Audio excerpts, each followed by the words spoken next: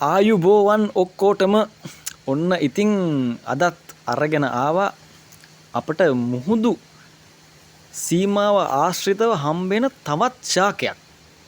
බලන්නකො මෙන්න මේ සින්දුව අහලා තියෙනවද කියලා ඔයාලා? තක්කඩ මල් සුවඳයි අද වෙරළ දිගේ ඉර ආවත් දැන් මහින්නේ මුහුද දිගේ ඔයත් එක්ක වෙනදට මගේ බයිසිකලේ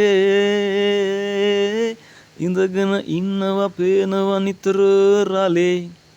ඔන්න ඔය සින්දුව චාමර් රණවක මහත්තයාගේ සින්දුව. ඒකේ කියනවා තක්කඩ මල් ගැන. ඔන්න ඉතින් අද මම ඔයාලට අරගෙන ආවේ තක්කඩ ශාකය. බලන්නකො මීට කලින් මේ තක්කඩ කියන ශාකය ඔයාලා දැකලා තියෙනවද?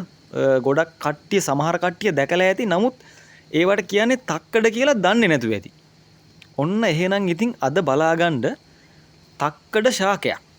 ඔන්න ඔයාලා වෙනුවෙන් අරන් ආවා අද තක්කඩ ශාකයක්. ඉතින් ගොඩක් පඳුරු වශයෙන් තමයි මේ තක්කඩ ශාකය හැදෙන්නේ. මේ තියෙන තක්කඩ මල් පොහොට්ටු මේ තාම පිපෙන්න ඔන්න මෙන්න නෙමෙයි. පොහොට්ටු ආව ගමම වගේ ඔය තියෙන තක්කඩ පොහොට්ටු. අපි බලමුකෝ තක්කඩ මලකුත්. මේ තියෙන තක්කඩ මලක්. බලන්නකො මේ තක්කඩ මල ටිකක් අමුතු හැඩයක් තියෙන මලක් තමයි මේ තක්කඩ ශාකයේ පිපෙන්නේ. තක්කඩ මල. ඉතින් හරි වෙනස්ම විදිහකට පිපෙන මලක්. ඉතින් මෙන්න මේ මල පාදක කරගෙන තමයි චාමර් රණවක මහත්තයා අර සින්දුව හදලා තිබ්බේ. ඔන්න එහෙනම් ඉතින් අද බලාගන්න මේ තක්කඩ කියන ජාතිය. මෙන්න තක්කඩ මල්.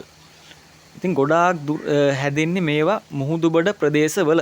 ඉතින් මුහුදුබඩ ප්‍රදේශවල සමහර තැන් ලස්සන කරන්න මේ තක්කඩ යොදා ගන්නවා. ඉතින්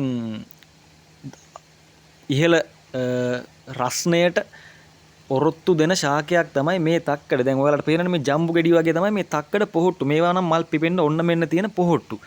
හැබැයි මම දන්න විදිහට මේ වගේ ඖෂධීය වටිනාකමක් ගැන නම් මම දන්නේ නැහැ. ඔයාලා මොන හරි දන්නවා නම් ඒ සම්බන්ධව අනිවාර්යෙන් වීඩියෝ එක බලලා කමෙන්ට් එකක් දාන්න. ඉතින් ඒත් එක්කම මේවා ගොඩක් අර පරිසර අලංකරණයට යොදා ගන්න ශාක වශයෙන් තමයි භාවිතා කරන්නේ. මම අර මෙහෙම වීඩියෝ එකක් දාන්න හේතුව මේ තක්කඩ කියන දේ ගොඩාක් අය දැකලා නැහැ.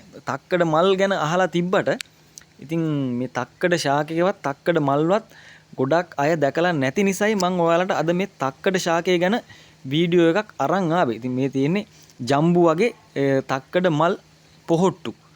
ඉතින් හරි ලස්සනයි, හොඳ සිසිලසක් තියෙනවා.